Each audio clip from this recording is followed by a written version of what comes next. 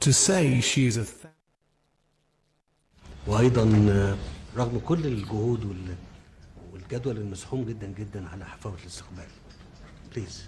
Well, first of all, let me express my highest appreciation and respect of your kind person, and thank you very much for allowing this opportunity despite... Thanks a lot for allowing me and for this opportunity in spite of your busy schedule. There are so many issues to stabilize the Middle East in particular. Expressing big congratulations for the breakthrough that you have achieved, Mr. President, of restoring peace to the Middle East. And allow me, Your Excellency, just as you mentioned and as you announced the approaching the ceasefire deal and the memo of understanding with the Iranian side, this actually indicated how you're capable of the crisis management, and also we are praising as the Egyptian country your pivotal role in reaching the peace agreement with Iran. Management of such crisis at the highest level. We're waiting for the deal to be declared as a final deal so that we can react appropriately and state our positive views and perspective of that great deal from the presidency and on behalf of the Egyptian people. واسمح لي فخامة الرئيس أيضا إن احنا أوجه كل التقدير والاحترام أيضا لشخصكم على العلاقات القوية وعلى الدعم اللي بتقدمه أمريكا لمصر. I'd like also to express highest appreciation and respect of your kind person for the productive and excellent relations between Egypt and the United States and all the support that the United States is providing for Egypt. تفهمكم لمشكلة السد أيضا أمر أسجل فيه احترامي وتقديري أيضا لكم فخامة الرئيس. For the record again, Mr. President, I cannot overemphasize how much respect I have for you, for your understanding of the challenging issue of the dam to Egypt. مش عارف اللي أنا أقوله ده مناسب إن أقوله ولا لا، ولكن أثناء العشاء امبارح أنا وجدت فخامة الرئيس محاط بكل القادة والرؤساء عايزين يتحدثوا معاه لدرجة إن هو يمكن ما كانش عنده لحظة لتناول العشاء. I don't know if I'm going to say is appropriate or not, but I observed during the dinner of last night that you were surrounded, Mr. President, by all world leaders. They didn't leave you a moment to enjoy your dinner. That was a lot of surround. Well, we had a great time, but it was a lot. It was a lot of work last night. You saw that. Yes. Thank you, Mr. President. Thank you very much. It's a great honor. It's really fantastic. So I'll be doing a news conference at about 4 o'clock today. Before we leave, we're going to Paris, and then we'll be going home tonight, I guess, if you really figure it. So we'll be heading to Paris, where we have a big dinner meeting with a lot of the same people, and then we're going home. And it's been a very successful trip. A lot of things have happened that have been very good. We'll be discussing a little bit about the deal with Iran at the 4 o'clock news conference. It's a great deal for a lot of reasons, but number one, by far, 99.9% is they will never have a nuclear weapon, and you can't give Iran a nuclear weapon, and they will never have a nuclear weapon, so that's very, very strong. It's a very strong deal. Nobody knows what it is, but it's very strong, and most people seem to be very happy. Who's really happy is the market, because the market's gone up thousands of points over the last 4 or 5 days since hearing about it. And the Strait is going to be opening. It's already partially opened. It's going to be opening up soon in full over the next day or two. And the market has gone wild, and oil has come tumbling down. Oil is at $73 to $74, and it's getting to very close to where it was before the crisis. The difference is now we have Iran without a nuclear weapon. So we'll see how that all plays out. I think people are going to be very happy. But there's nothing so smart as the market, and the market loves it beyond anything that I've actually seen. Again, the stock market has gone through the roof, and oil has come tumbling down. I guess it's in the low 70s now, right? That's right. That's amazing. So that's what speaks. That speaks louder than words. The alternative would be a worldwide depression. You know, the stupid people want to have a worldwide depression, and they're stupid people. So you can only go so far. You drive somebody into the ground, and a lot of bad things happen. Number one, the Strait would never open because they don't like floating billion-dollar ships up and down a strait when there are rockets flying over them and mines all over the place. So the Strait would never be open. It wouldn't be open for a long time.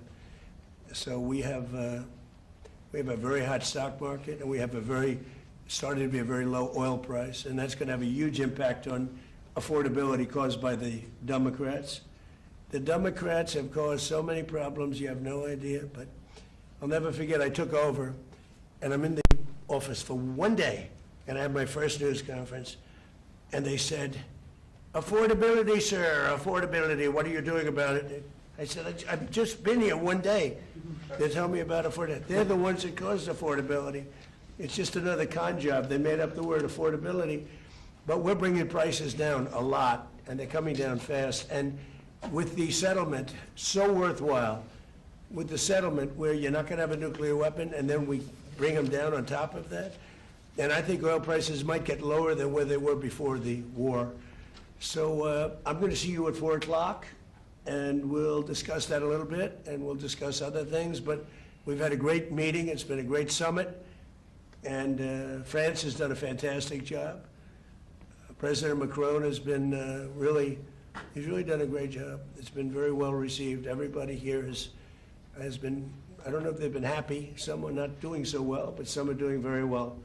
But they've done a beautiful job. Thank you very much, everybody. Thank you, Press. President, you press the MOU that's been reported. It includes, Have I read it? well, it's been reported that it includes a $300 billion reconstruction fund funded by Gulf allies. That's No, false? it's false. That Is people, there any people, you can invest if you want. I mean, what am I gonna do, say nobody's ever allowed to invest? No, we're not investing, we're not putting up 10 cents, and people can decide to do that, but that's up to them. I mean, do you want me to say nobody's ever allowed to invest in a country? I'll say it with Egypt. Nobody's allowed to invest in Egypt. Am I supposed to say that? I'm asking whether. We are not investing in it, and we do not have a fund. Are you asking Gulf countries? No, to I'm have a not, fund? I'm not. If they do it, fine, but I would say they won't be doing it for a while until they find out the behavior. It's a behavior thing, but we are not investing. That's a false story that got picked up incorrectly from a statement that was pretty well made, I think, maybe a little bit, could have been a little more accurate, frankly, but it's a story. We are not investing 10 cents.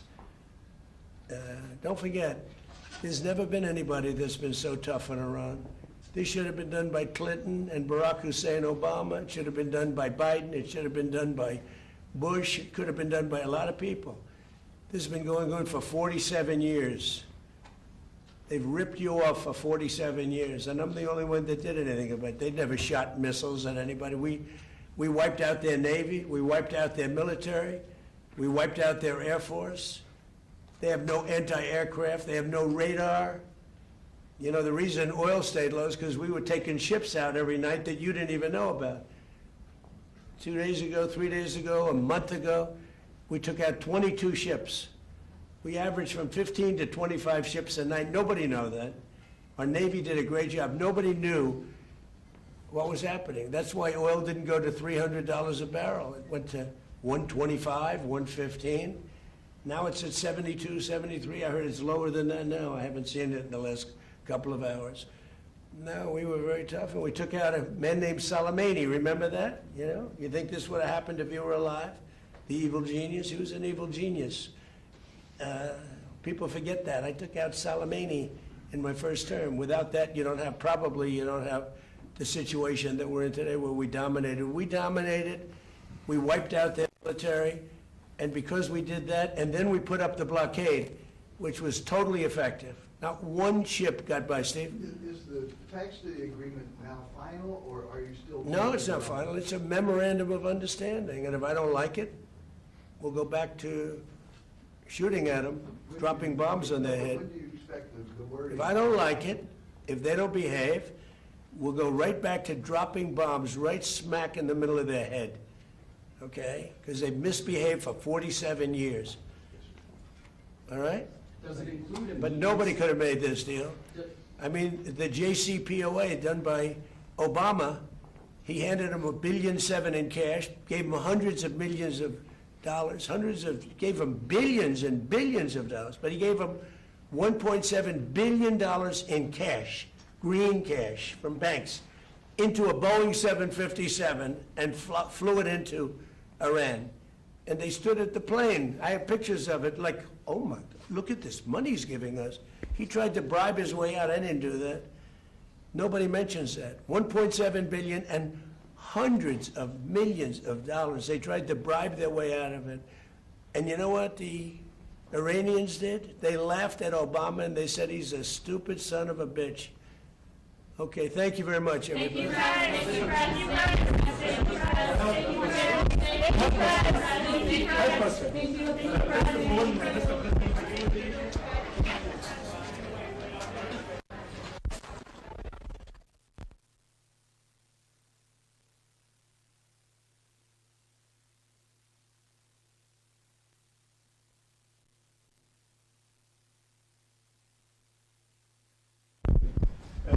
We do support Egypt rights, water security.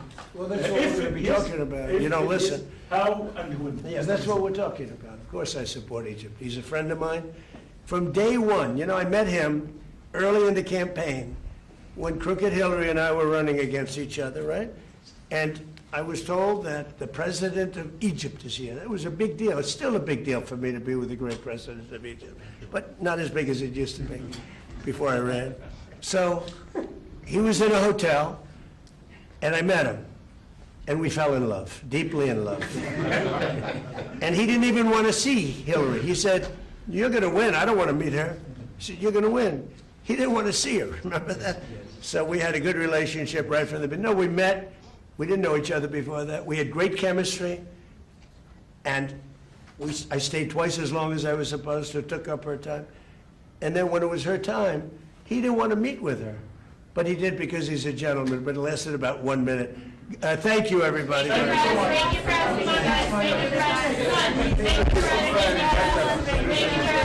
Thank you for having. Thank you.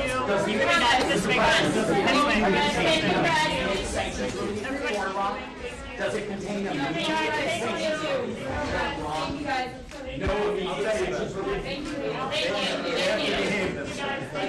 How are you, by the way? Okay? Thank you. Well, ladies and gentlemen, that was a bilateral meeting between His Excellency President Abdel Fattah el-Sisi and the U.S. President Donald Trump on the sideline of the G7 summit in Evian in France. Well, first of all, the President el-Sisi praised the exerted efforts made by the American side to stabilize the Middle East and to prevail peace in the Middle East by finalizing and by solidifying the peace agreement with the Iranian side, also to save the whole region. Also from his side, President el-Sisi, he praised as well the understanding and the full understanding and support from the American president to Egypt's rights concerning the